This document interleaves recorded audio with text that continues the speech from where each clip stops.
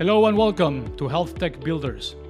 Here we explore the business of health innovation through real stories from leaders in the trenches, the wins, the failures, and everything in between.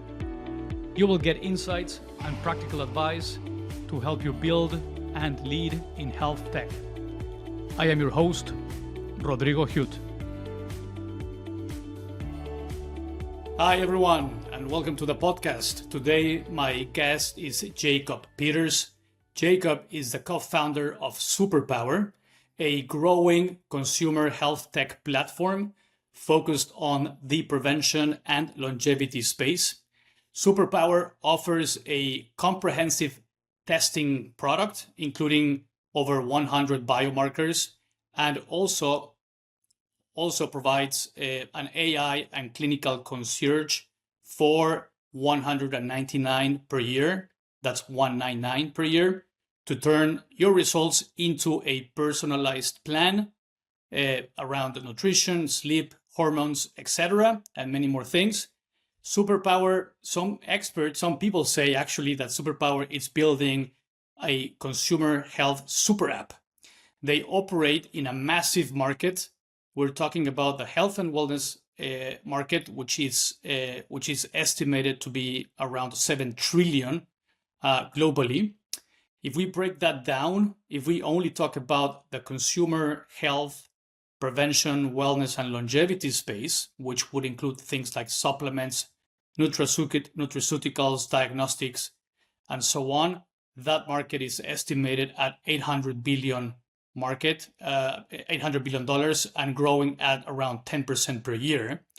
And then the DTC, the direct-to-consumer lab testing market, it's estimated at $3 billion and also growing at 10% per year. So with that, I can tell you that they are operating in a huge and growing market. So Jacob, thank you so much for being here and welcome to the podcast. Thank you, Rodrigo. Excited to be here. Before we dive in, might I induce a quick meditation to accelerate our groundedness? Let's do that.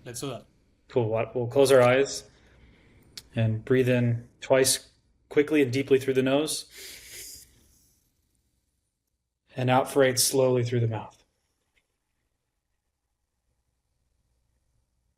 Once more, quiet the mind, open the heart.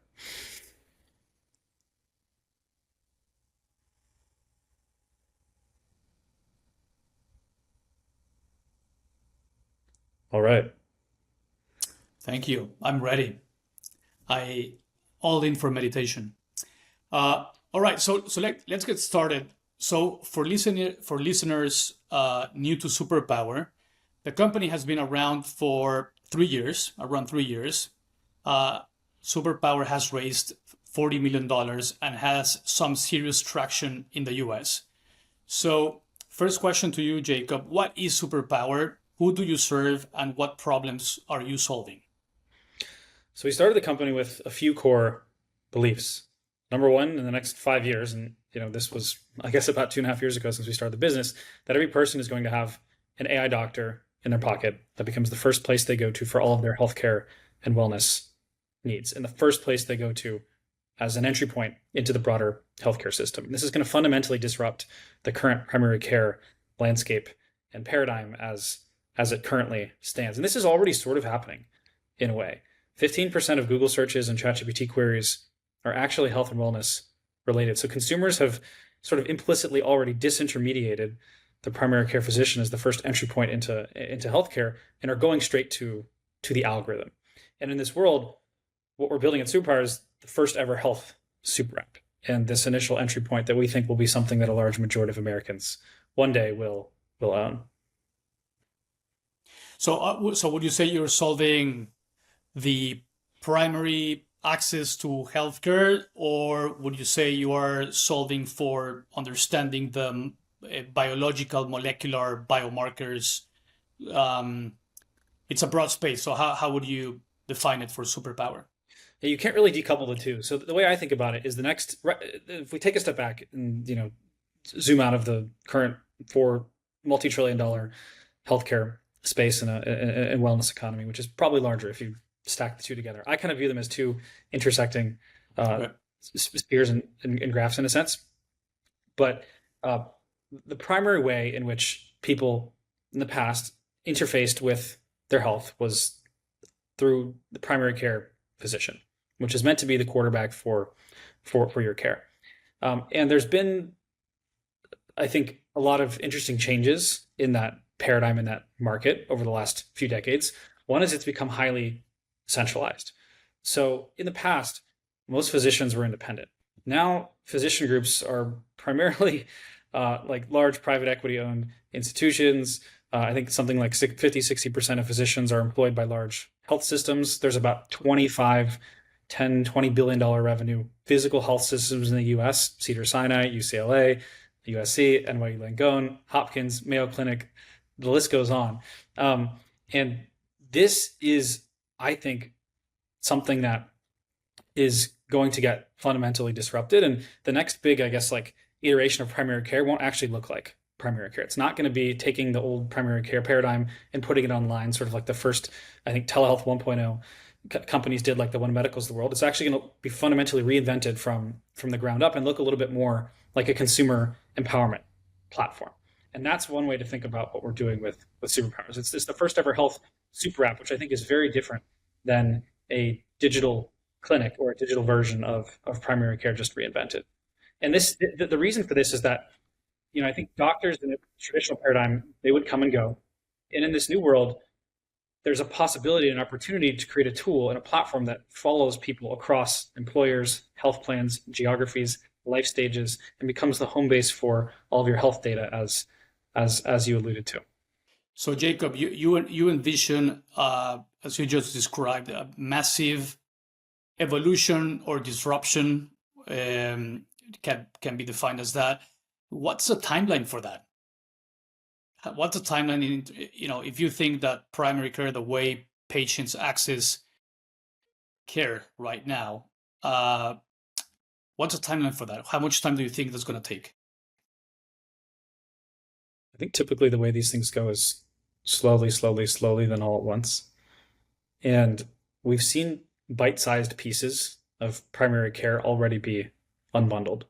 I think HIMSS was one of the first instantiations of this. They took a lot of the vanity care meds for very narrow use cases, things like depression, hair loss, male sexual function, and said, hey, this is now online and it's frictionless. And we've abstracted away the doctor and commoditized them effectively as an API call in a checkbox, where all you have to do is enter your credit card and get your medication. So now you no longer have to interface with the PCP in order to solve like this one narrow use case of prescription access. We've seen diagnostic testing companies pop up, companies like LabCorp and Quest, the two largest lab providers in the US, which have about 67% of the market, launching direct access points where you don't need a physician script. You can just go to the lab and get whatever testing you want. Like, there are now basically discrete components, which were like medication, and prescription filling, testing. There's a handful of other things that the PCP does typically, questions and answering of health questions. They're a conduit and a referrer for things like scans or imaging, specialty consults. So as the tech stack evolves and there's more digital health infrastructure online and companies building in this space, you're going to keep seeing more and more components of the primary care stack be unbundled, such that consumers don't have to go to the PCP to get access to these, I guess, features, if you will, that they typically otherwise would provide. So I think it's going to be a slow, fast on the time scale of tech, but over the next few years, we're just going to see more and more innovation in all aspects of what primary care doctors were traditionally doing, launched as point solutions, and I think the curves are going to start to reverse, where primary care doctors are going to see a bit less volume. There's already, I think, a lot less trust in that system and paradigm for various reasons. But I think the way we're thinking about this at Superpower is, rather than build point solutions and siloed approaches to these problems that consumers face in health, there's an opportunity to own the horizontal stack and be the one-stop shop and everything app, if you will, for all things healthcare. And it's not too dissimilar from the Amazon platform, where almost every American has the free version of Amazon. Half America has Prime, which is a few $100 a year utility that like most people don't bat an eye at spending, because again, it's something a large majority of Americans own, just because it's so valuable and entrenched, and the utility is so high. And we're taking a similar approach with Superpower, which is building the health super app. And we think there's a world where in the next 5 to 10 years, we get 10% of Americans putting 10% of their healthcare and wellness dollars through the platform. And that's a multi-$100 billion business and just the start of our ambitions. How does Superpower work? My understanding is that you have subscription memberships. Can you walk us through the process? If I become a patient, what happens? Well, first off, we don't call our members patients. We call them members so that they don't have to become a patient. And that's a really important distinction. So you can almost think of us as like the healthcare system before the healthcare system. And we're sort of, again, reinventing what someone's relationship with their health can look like from scratch. And that starts with the first step of the platform, which is getting full context on a person. If we take a step back and think about what medicine really is from first principles, like when you're interfacing with a doctor or the system, what they're doing is they're computing between databases.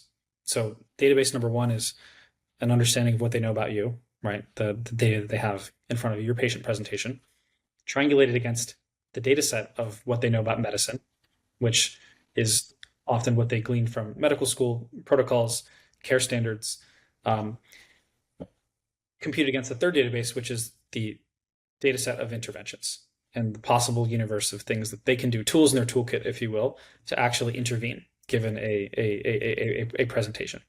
So the way we think about the platform is, how do you take that imputation across databases and digitize it and make it exponentially more powerful? We put it in the hands and the pockets of every person. And that starts with this step one, which is getting full context on you. So filling out database number one. And that starts with us pulling all of your past medical records in the US from any doctor or health system you've ever been to. We allow you to connect things like fitness trackers to ingest any continuous data that you might have. We have a 30-question intake, which is functionally rooted, where we gather data points like, were you born C-section or vaginally, because that's a really important component of your microbiome evolution. Since all the environmental inputs and things that we're exposed to oftentimes can have impacts on like that really key component of our health, all the way through to how did your grandparents die, do you have an afternoon slump, and a few other things in between. And then we test your whole body. And as part of the $199 membership, we do approximately 100 lab tests, where we're looking at around 5 to 10 times more data points and variables than a traditional annual insurance covered physical, which typically only looks at 10 to 20 depending on where you're going. So we're able to get a deeper profile into things like toxins, inflammation, nutrients, hormones, and leading indicators of health risks that are often missed and not necessarily standard of care. And again, most of the health systems or the primary care paradigms that exist today. So that's just step one, is like getting full context on you. And if you have a little bit more budget, we allow you to add on things like deeper toxin testing, microbiome sequencing, and we're slowly building that library of things with different tests like genetics and other vectors, so that we can get an even larger view on your body.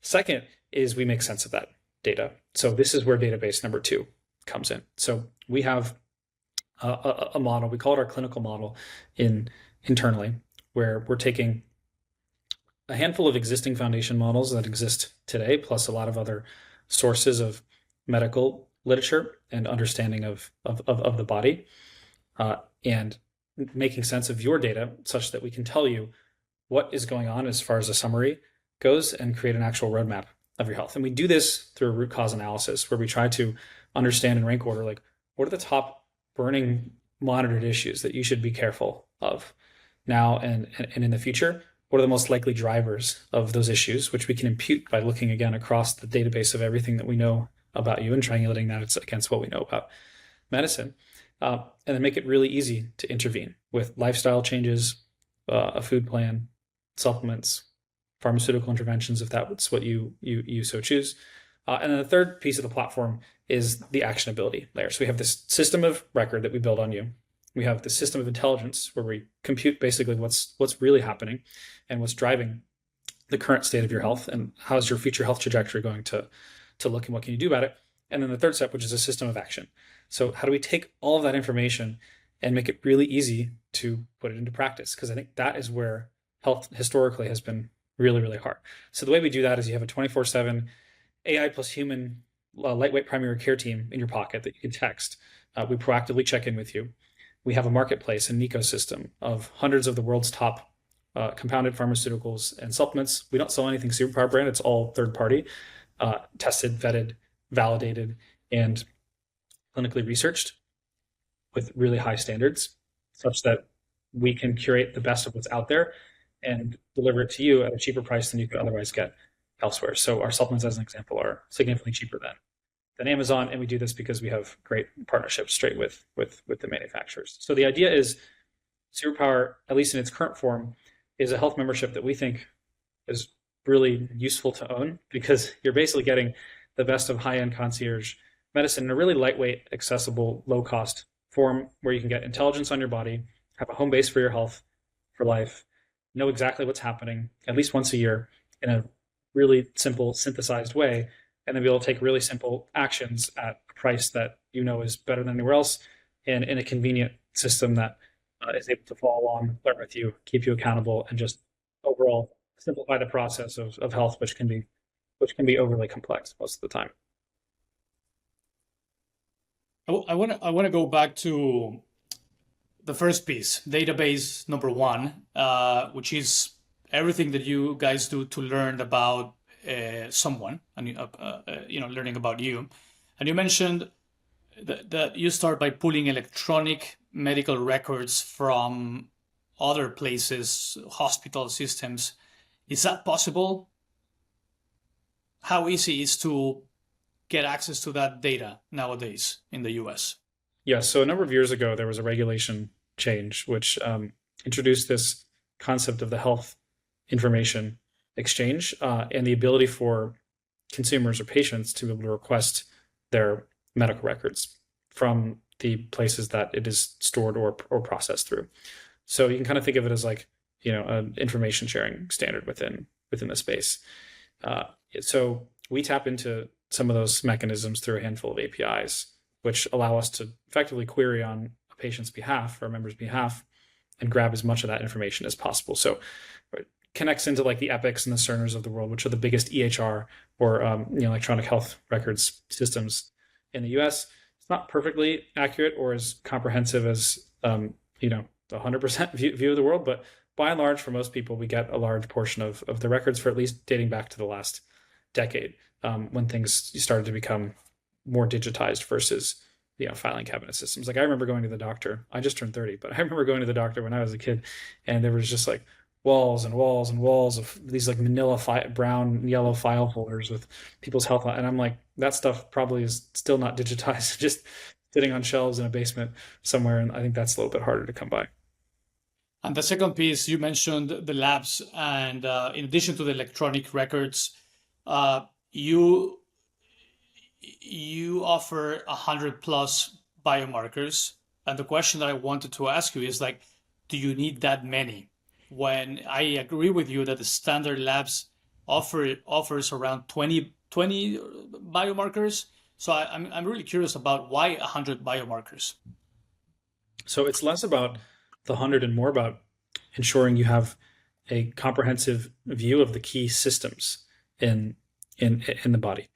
So there are a handful of, I guess, what I call like organ systems, number one, and then cellular processes, number two, that are crucial to the functioning of the body and the way in which you show up in the world, and like your, how primed you are for disease or for health. So it's less about the number and more about, are we getting a broad enough vantage point of what's happening in these various systems? So by proxy, with that number, we're able to look at a few key systems like thyroid, a deeper view on metabolism, which is how your body's converting food into fuel and energy, your mitochondrial health, which is kind of the powering mechanism of a lot of basically every cell in your body, in a sense.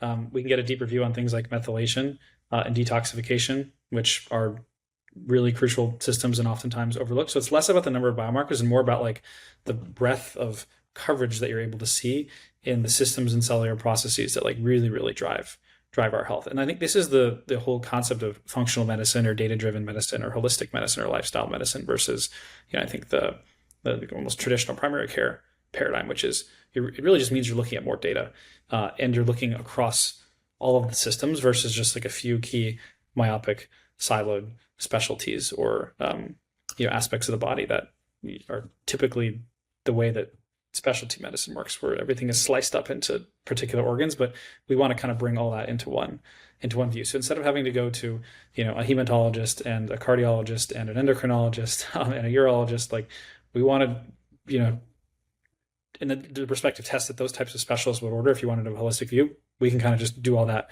within our consumer health initial testing package. And what do people actually want to optimize the most? I know that this is a very broad question, and I'm sure there are differences between women and men, and people are going through different things. But what have you learned about your customers in terms of what they are most interested or in need to optimize? Are there anything that stands out? So I think that the biggest learning is just that people are curious, right? And if we think like back to what is actually the biggest consumer health company ever by volume of members, it's not Hims, it's not One Medical, it's actually 23andMe. I think they sold 15 million test kits in the US. And you could say, well, they were really selling, testing as a way to understand your family history and your genealogy. And that's not necessarily health, but there's a lot to discover within your genetic code. But I think primary reason that a company like that was able to get so much market share and mind share was like they unlocked curiosity. People want to know, where they're coming from. And I think the same applies to a full body health testing panel, which we offer as the wedge into our super app. People just want to get a sense of what's happening under the hood. And most people don't go to their annual physical or they've never really done a full like functional blood work panel before that. Again, it's more than just the biomarker count. It looks across all the systems and the underlying root cause drivers of what could lead to disease or problems or symptoms. So we're just unlocking that curiosity first and foremost. And for a lot of folks, when they get this testing done for the first time, it's kind of like scuba diving, I think, for the very first time. Where you put your head under the water. At least I remember the first time I did it. You see this like entire other world that you couldn't have even like conceived, existing, and it's eye-opening and mind-blowing. So that's, I think, the initial reaction. Now, that being said, there's probably a few clusters of customers that we have. Number one, I guess the health hackers who like are very educated on what it means to be healthy. They've developed a much deeper lexicon and familiarity with different labs and biomarkers, and they're just really using us as a tool and a system to tie it all together because they're smart, sharp consumers. They know what they're looking for. They just want help because it is challenging and time consuming to wrangle all this yourself. The second cluster is folks who have some sort of symptom. And this is where like symptom-based marketing really works. I think one of our most popular is fatigue, which is just like unexplainable catch-all term for just like something is wrong in the body. And it can mean a lot of different stuff, right? Your mitochondria could not be functioning as properly. You could be super, toxin laden. You could not have like great insulin sensitivity. So your blood sugar is always out of whack and not necessarily working towards you. So your metabolism is a bit funky. Your liver could be super sluggish. You might not be hydrating properly. Like your sleep might be messed up. You might have, too much like, I don't know, glutamine converting into glutamate versus GABA, like, which is more of a, brain phenomenon. So like, there's so many different things that could be causing a problem like fatigue. So we help you actually pinpoint what is happening when you have this like, catch-all symptom, which is hampering your quality of life, or things like fertility. Like, hey, I'm planning on having a child in the next year or two. Like, I definitely want to start making sure I'm taking care of my health. So those are sort of, I think, a lot of the initial clusters that people have. And then the last thing I'd say is for the mass market, there are a handful of, I guess I'd call them like, conditions, presentations, or biomarkers that they've been educated on just by social media and by content. Hormone health and testosterone for men is one. I think in our minds, it's connected to vitality and vigor. We kind of know that's something. cortisol is another, right? Like it's been popularized and put into popular culture where people kind of know that, okay, cortisol means stress. So there's a handful of these labs that I think are great acquisitive tools for us to be able to get people into the ecosystem, because just marketing to consumers at their level and using words and concepts that they're familiar and market educated on. You also mentioned supplements, wearables, continuous monitoring, etc. So I wanted to ask you, like, how does that integrate into your product roadmap, in addition to the labs?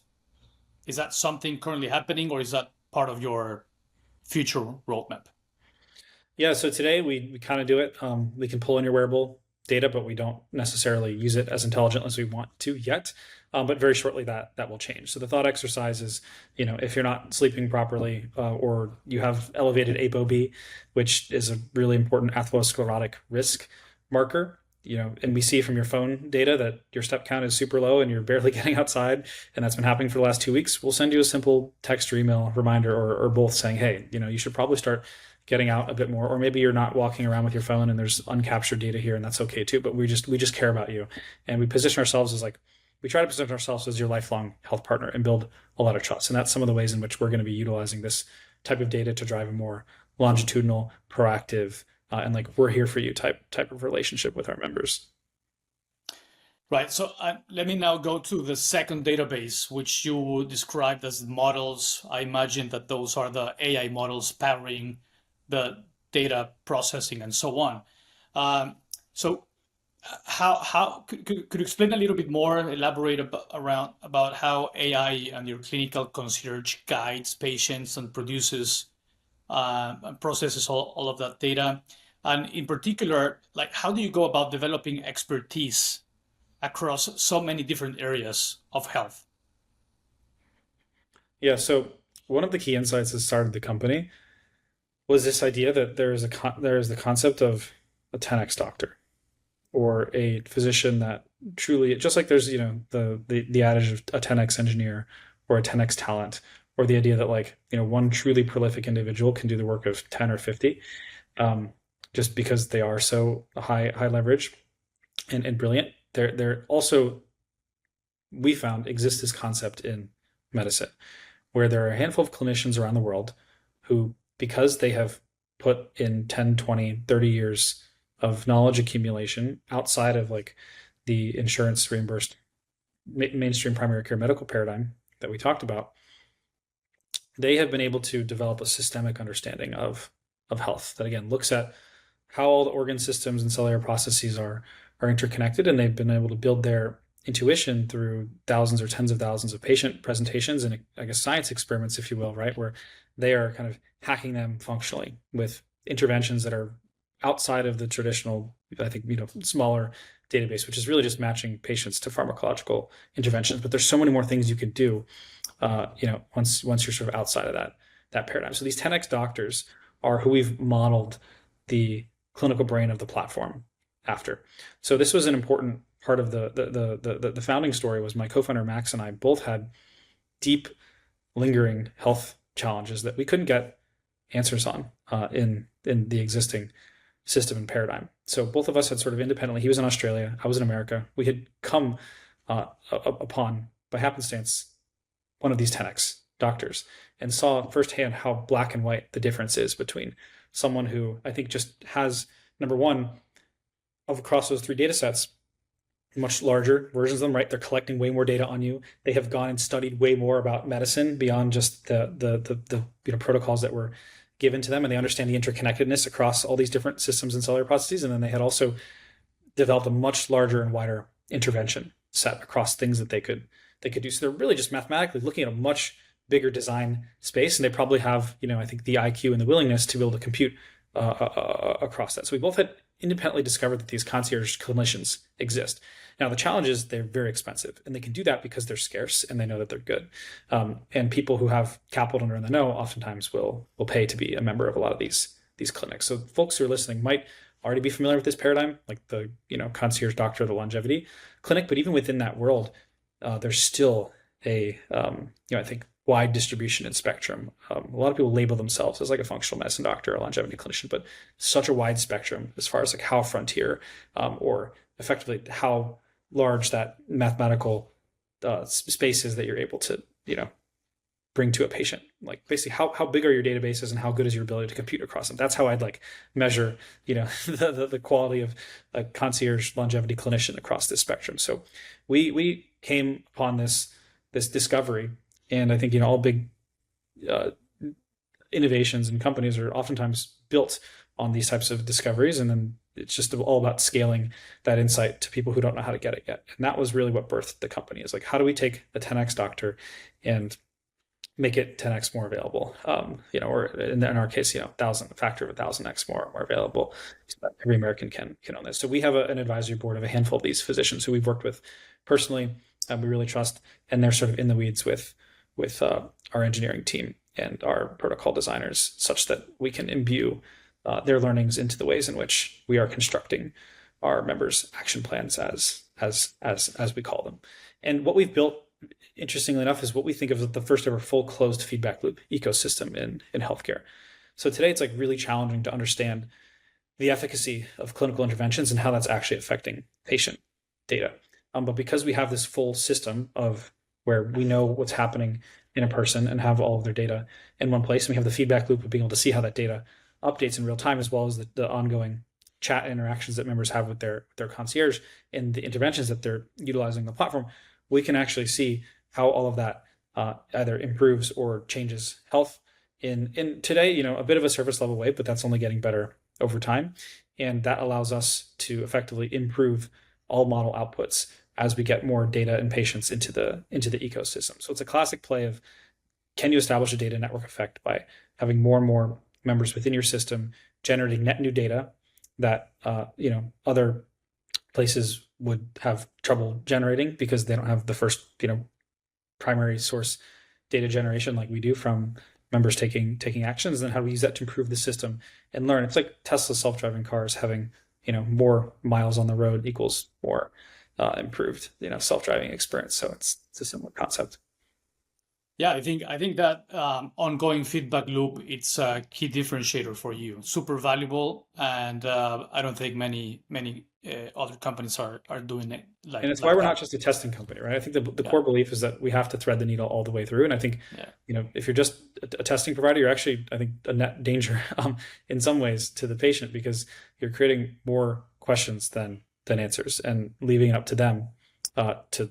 Yes, they're taking their health in their own hands, but then they have to take the action into their own hands. And I think that is ultimately the most challenging piece, and where a lot of health change falls off. I agree. Changing habits and human behavior, it's one of the biggest challenges.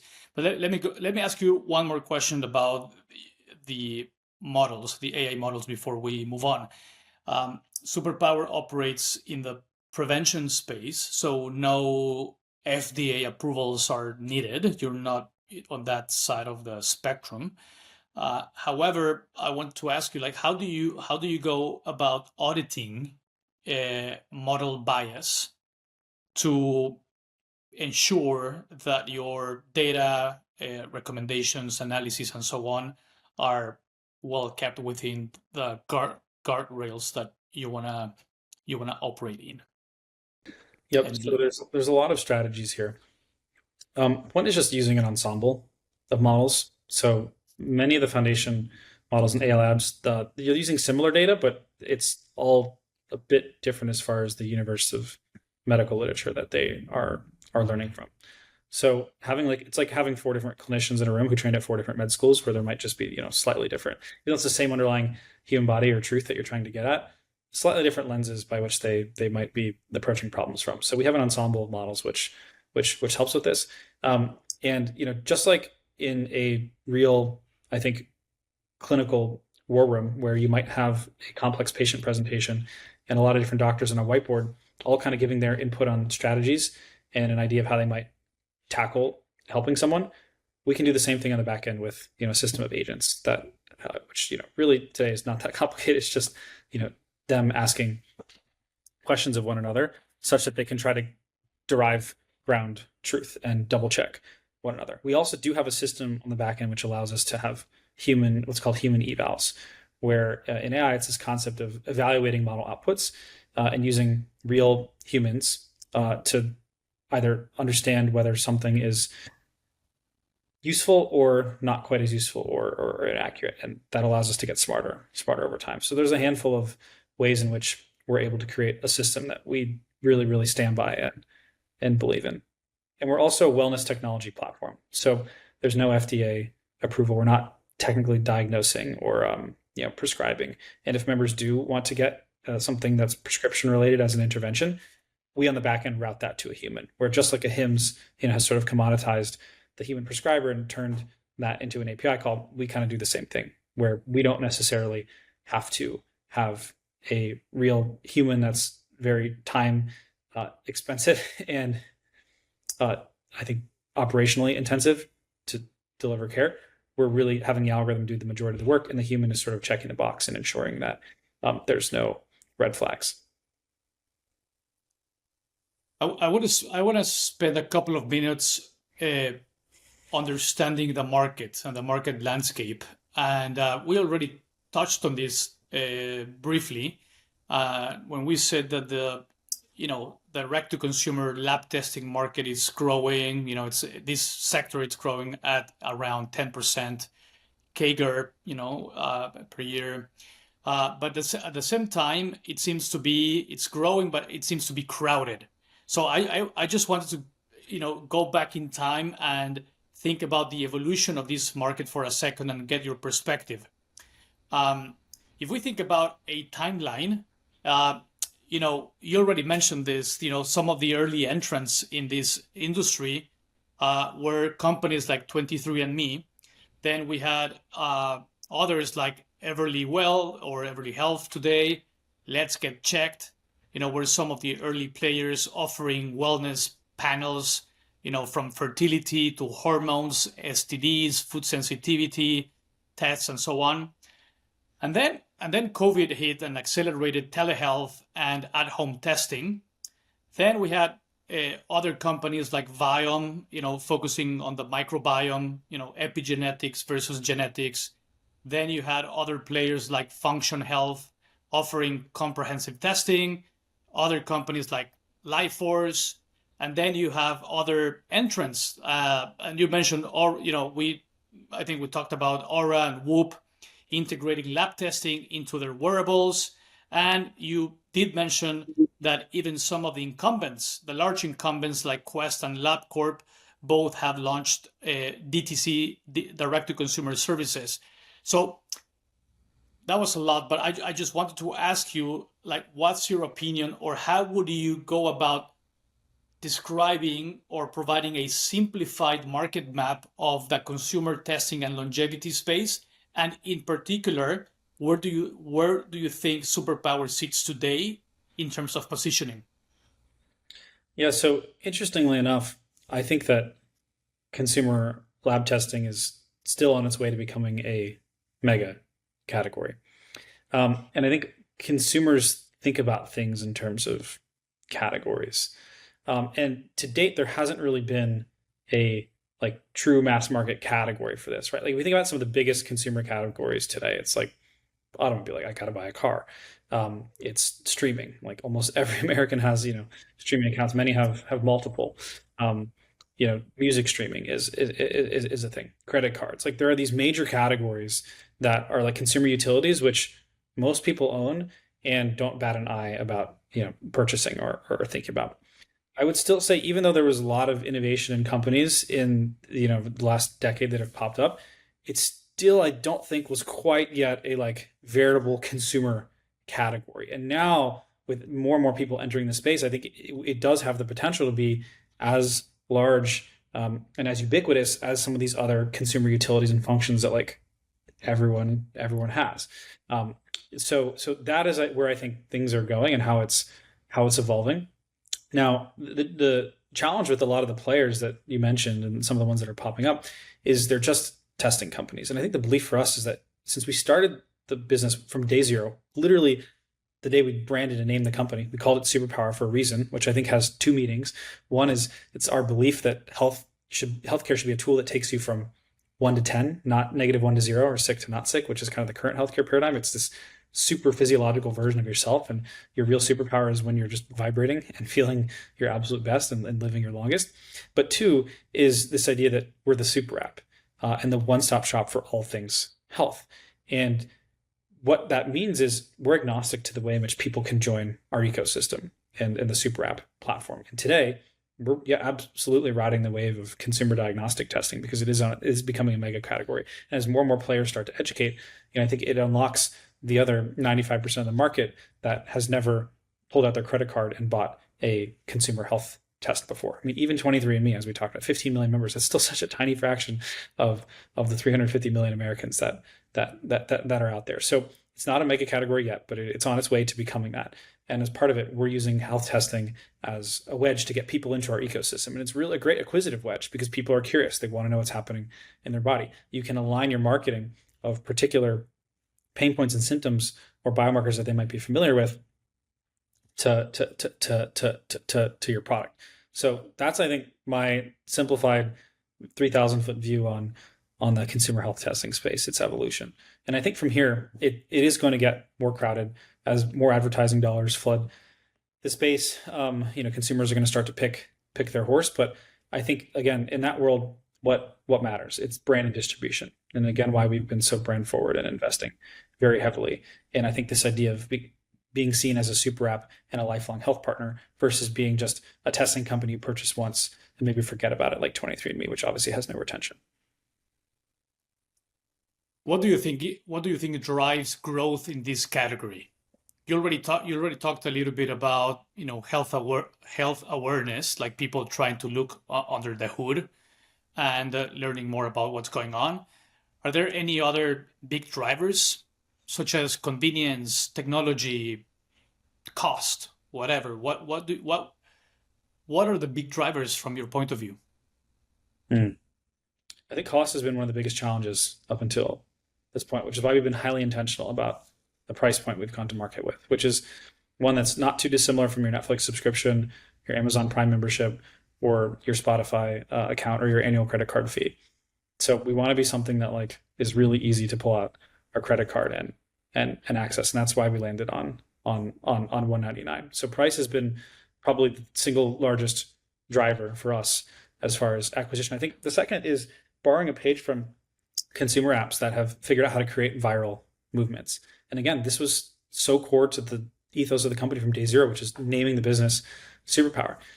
It was actually inspired a lot by what Robinhood has done in the financial services space, where I'd argue they've built a financial services super app, or now it's a $100 billion company where they have a dozen different revenue streams and lines and ways in which you can enter the ecosystem, from trading to crypto to credit cards. And they're launching obviously much more banking and mortgages across the whole financial stack. But they started with this idea that, with the name of the company eponymously, Robinhood means stealing from the rich, giving to the poor. And they launched in a time post 2008 when people felt very financially disenfranchised, post Occupy Wall Street movement, and they gave people control.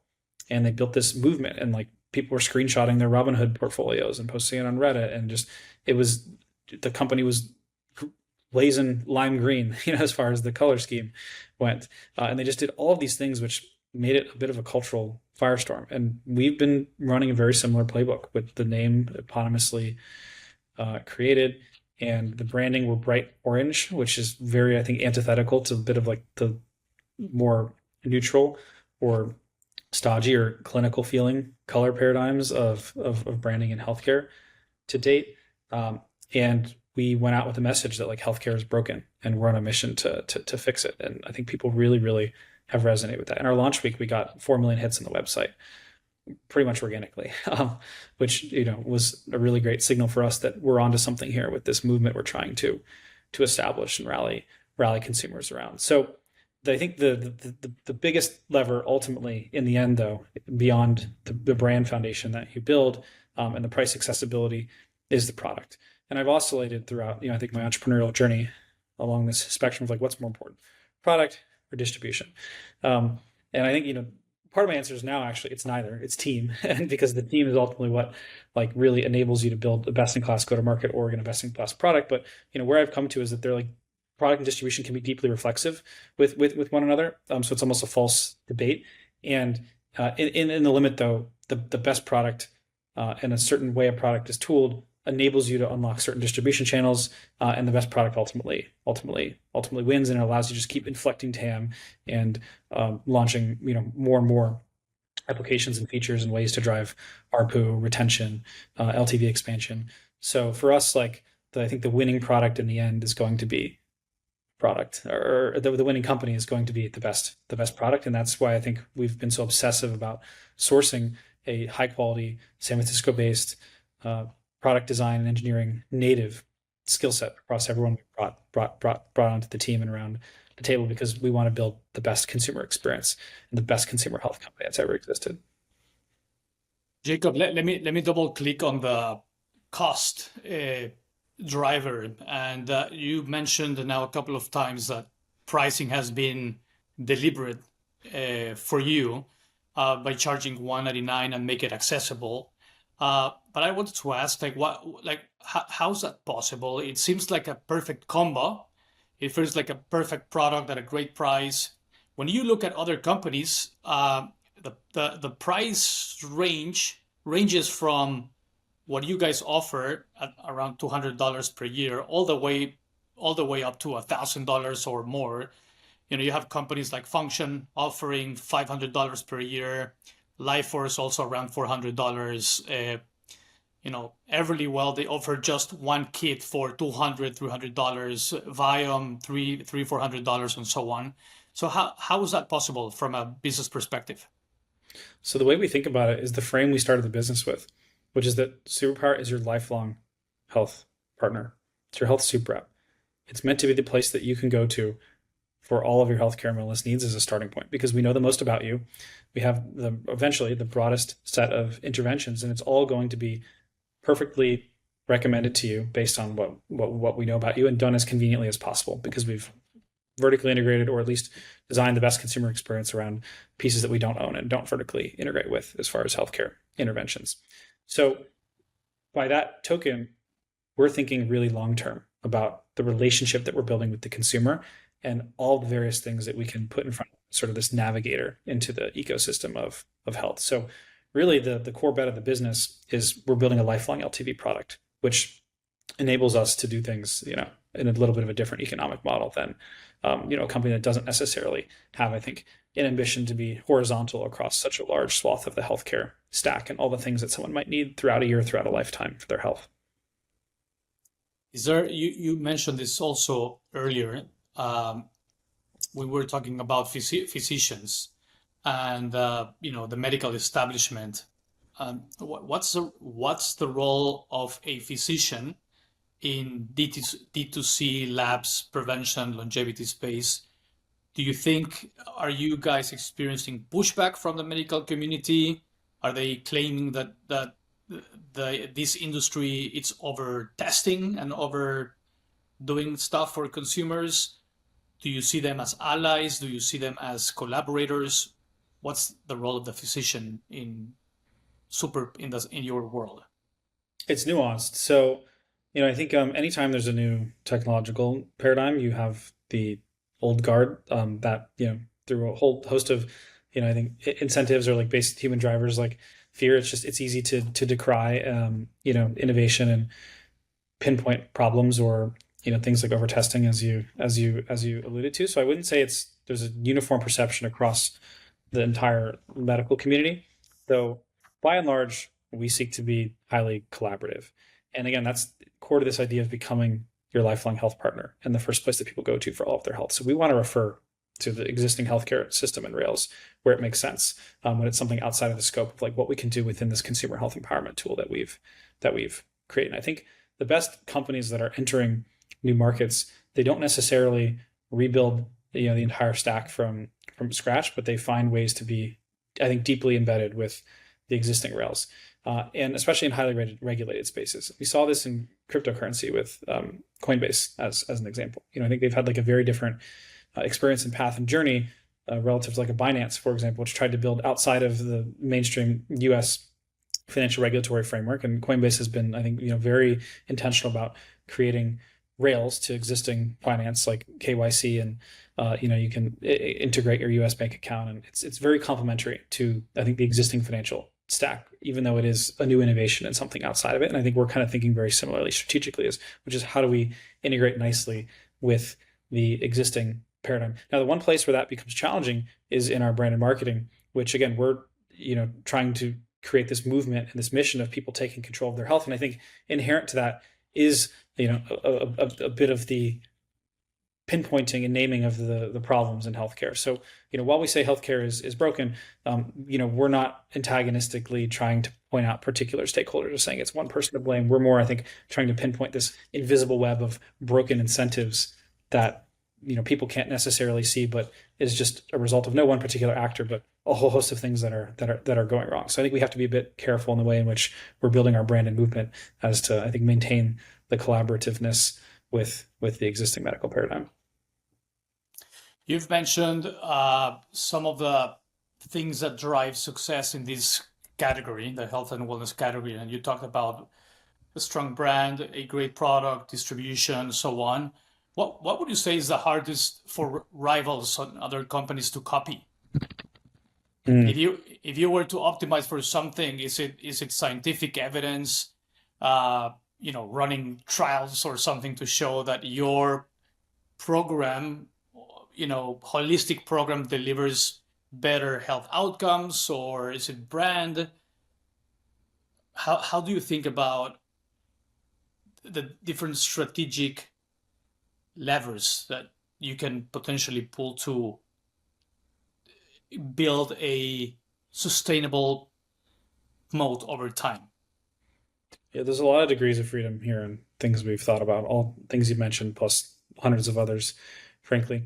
And I think, you can only do so many things at once, and sequencing is really, really tough. And I think the best way you ultimately, this might sound like a cop-out answer, but I think the best way you ultimately get to the best solution is you just start with the best people. So like our maniacal number one full stop focus has been getting the best folks around the table. And the belief then is, as we have to, or have the opportunity to expand the surface area of the product and respond to the market, the best minds in the room and the best people who are great at driving urgency and execution and have experience building products like we want to build, they'll help us make it happen. So the core belief is that, a great company is just amalgamations of great people. So we've been really focused on just getting the best people in a room and onto the team. And from there, we'll, ideally out execute everybody and create structural advantages in some of the areas that you mentioned.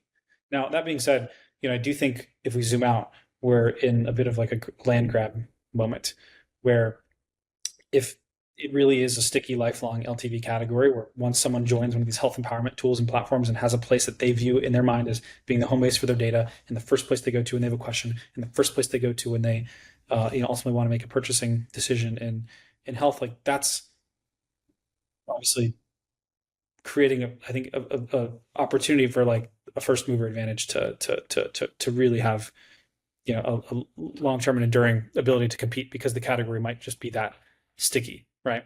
So if that's the case, then there is, I think, a bit of an urgency for us to get market share as fast as possible. So beyond just team, for us, I think the big point right now is just growth, and growth unlocks capital, and capital unlocks the ability to grow even more. And then it unlocks more capital. And then you have, with a really great team, I think the ability to invest in any sort of these new strategic levers, which just further compound the enduring advantage. But I think there's just inherently a lot of, I guess I'd say, like moat in an enduring nature to this category, because people, once they pick their horse in health, they're going to trust it, and they're going to keep their data there, and ideally stick around for a really long time. I think that's a great segue to the next topic that I want to spend a few minutes on, and it's on the topic of growth and revenue growth, gaining market share, and so on. And I think that it always starts with customers and acquiring new customers and prospects. And I wanted to ask you, like, how are you guys learning about your customers and prospects today? You already have X number of customers, but how do you keep learning about your target market? So the thing we recently instituted is like almost everyone on the team is doing user interview calls. And now that we're growing so exponentially, we have no shortage of people in a pool of people that are like really open to hopping on a call with us, even if it's 5 to 10, 20 minutes. And we reward these customers with things like hoodies and other, fun, I guess, like free credits within the ecosystem so that they love us even more. And I think we've just been surprised at how willing and ready our community is to contribute to making the product better. And I think that's been the biggest unlock for us, is just like having a consistent dialogue with our customers and making them feel like we're building it with them and for them, and we're not just trying to sell them something. What has been a key insight that you guys have uncovered through, going through a lot of these customer conversations? Is there anything that stands out? I think the biggest thing is like you just develop like a deep intuition for like how a consumer's mind works. And like the biggest thing is, I think we've learned is like people think, why should I trust you? And I think health is just like this emotional high barrier to trust decision, right? If you're going to trust, it's our body is, I think, the most sacred possession we have. And consumers are skeptical, and there's a lot of companies that try to sell them a lot of stuff. So I think the biggest learning beyond just honing that intuition is, how do we get customers to trust us, and like what are the vectors in which we can like continue to establish more trust, and the product levers we can pull, and even down to things like the way we word something can be the difference between someone buying the purchase within the ecosystem versus them not, even if the functionality is there. So trust and how we can build trust, I think is been one of the strongest takeaways. Yeah, I think that's a vital point. I would agree with that. Where do you find your ideal customers in terms of, if you think about marketing, your marketing strategies, marketing channels, how do you guys approach growth marketing? Do you guys think in funnels, top of the funnel, mid funnel, lower of the bottom of the funnel, so on? What can you share about that? Yeah, so we just launched something called Superpower University, where we have creators, UGC creators, who are incentivized to help us create content to further the brand mission. And this is something that like is, I think, really tough for other companies to do and replicate if you don't have a mission and something that people really care about and want to get behind, because we have like hundreds, eventually it'll be thousands of small content creators who are really excited to like champion what we're doing and like tell all of their friend circles and communities about what we're doing and shout it online from their social platforms. And this has led to like an explosion of content. I think last week we had like 600 content pieces that just got created completely organically by this community. And what we're doing is we're able to match that content to the, I guess, like, audience segments that are resonating with that mission, or excuse me, with that message, and then putting paid media behind the best performing versions of this, and using obviously the ad platforms to hyper target folks that might be receptive to this messaging. So I think that's been one of the primary strategies that's worked for us. And the second is just word of mouth. Truly, like word of mouth is one of our strongest growth levers right now, and it's because I think we're building something that people really love. It's low cost and low priced enough such that folks are excited to tell people about it. They're not, I think, scared to recommend a friend spends $200 on something. Again, that's as much as you'd spend on Netflix or, on a really expensive dinner or like night out or something. So that I think has been the biggest driver for us. And the other thing is there's a lot of viral product loops that we're building within the actual product experience itself that we don't have to go into, but that's just another big lever for us, because we are such a product first org. It's like, how do you get the product to be such that it's something folks want to share or talk about? And I think if you can unlock that word of mouth growth, it's obviously the biggest channel, because then customers are selling on your behalf while you sleep. And a lot of marketing experts, and especially in the D2C world, are saying that marketing is getting more expensive and inefficient. And I was wondering, like, how are you guys adapting to this reality? Maybe you already answered it with your, with what you just shared. But is there anything else that you guys have learned in terms of how to adapt to the new reality with paid media, marketing channels, and how to allocate marketing dollars effectively? Mm. It's a great question. I think again, it goes back to the fundamentals, which is like, how do you create something that people want to talk about organically? And like that, oftentimes there is not one big lever. It is like the little things are the big things. And we've been hyper intentional about everything from like the word choice. We'll be in debates about for hours about, what should the wording be in this particular component of, the experience. And like that stuff really, really matters. So I think it's just a pedantic obsession with the details, from everything in the website copy down to like the nuanced interactions of the product experience. And a lot of that is, founder led at the end of the day. And I think if you can do all that right, you're able to tap into a different type of word of mouth experience, and you wrap all of that with a big mission that people really feel like they're buying into. And they're not just buying a product, they're buying into a community and a mission and a message. And like that has been the biggest unlock for us, is I think being obsessed with the details and making sure people feel like they're becoming a part of something versus just buying a utility.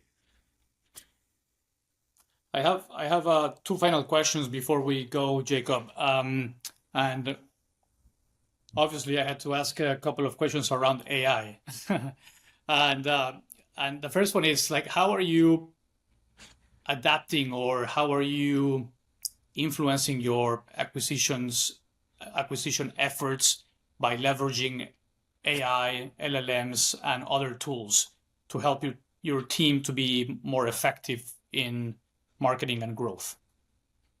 Mm. Is there any use case or any workflow or any particular campaign or anything that you would have not been able to do a couple of years ago with AI that now you're doing effectively?